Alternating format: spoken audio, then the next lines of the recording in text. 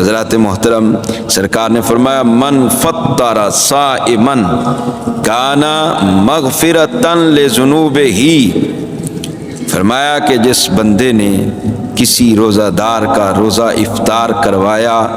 تو یہ روزہ افطار کروانا جو ہے اس کی مغفرت کا بخشش کا سبب بنے گا، اللہ پاک اس کے گناہوں کو معاف فرمائے گا۔ اتنا ثواب ہے، اتنا ثواب ہے کہ وَعِتْقُ رَقَبَةٍ، جس نے کسی کو روزہ افطار کروایا اللہ پاک ثواب کتنا دے گا کہ اس نے غلام کو آزاد کیا۔ وَكَانَ لَهُ مِثْلُ أَجْرِهِ من غیر ان ينقص من اجرہ شیئا، کسی بندے نے کسی کا روزہ افطار کروایا ہے،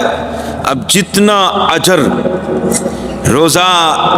رکھنے والے کا ہے، افطار کرنے والے کا ہے، اللہ پاک اتنا ہی اجر روزہ افطار کروانے والے کو بھی عطا فرماتا ہے۔ روزہ افطار کرنے والے کے ثواب میں کمی نہیں آئے گی، بغیر اس کے ثواب میں کمی کے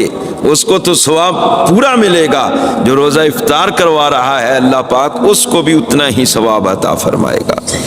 اور صحابہ کرام عرض کرتے ہیں یا رسول اللہ صلی اللہ علیہ وسلم لیس کلنا یجد ما یفطر الصائم، ہم میں سے ہر ایک تو اتنی طاقت نہیں رکھتا کہ کسی کو پیٹ بھر کر کھانا کھلائے اور اس کی جناب مکمل ضروریات پوری کرے، ہر بندہ اتنی طاقت تو نہیں رکھتا۔ تو سرکار نے فرمایا یعطی اللہ ھذا الثواب من فطر صائما علی مذقۃ لبن او تمرۃ او شربۃ ماء، فرمایا اللہ پاک اس بندے کو بھی اتنا ہی ثواب عطا فرمائے گا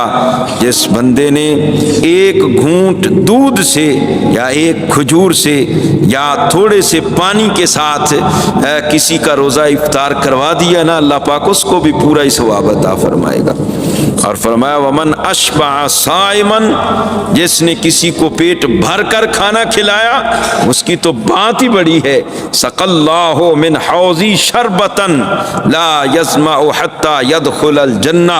اگر کسی بندے نے پیٹ بھر کر کسی کو کھانا کھلا دیا ہے تو سرکار فرماتے ہیں اس کو تو اللہ پاک اتنا اجر اور ثواب عطا فرمائے گا کہ کل قیامت کا دن ہوگا، حضور فرماتے ہیں میرے حوض کوثر سے اللہ پاک اس کو اتنا سیراب کرے گا،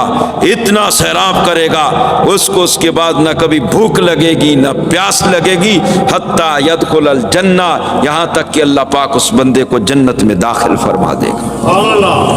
فرمایا وَهُوَ شَهْرٌ اولہ رحمت واوسطہ مغفرۃ وآخرہ عتق من النار، فرمایا یہ ایسا مہینہ ہے کہ اس کا پہلا عشرہ رحمت کا عشرہ ہے، پہلے عشرے میں اللہ پاک کی طرف سے رحمت کی بارش ہوتی ہے، واوسطہ مغفرہ، درمیانے عشرے میں اللہ پاک بندوں کی بخشش اور مغفرت فرماتا ہے، وآخرہ عتق من النار، اور اس کے آخری عشرے میں اللہ پاک اپنے محبوب کی امت کو دوزخ سے آزاد فرماتا ہے۔ فرمایا ومن خفف عن مملوکہ غفر اللہ لہ وعاتقہ من النار، جس بندے نے ماہ رمضان المبارک میں اپنے کسی خادم سے، نوکر سے، اپنے ماتحت سے نرمی کی، اللہ پاک اس نرمی کے بدلے میں اس بندے کے گناہ بھی معاف فرمائے گا اور اس کو دوزخ سے آزاد بھی فرمائے گا۔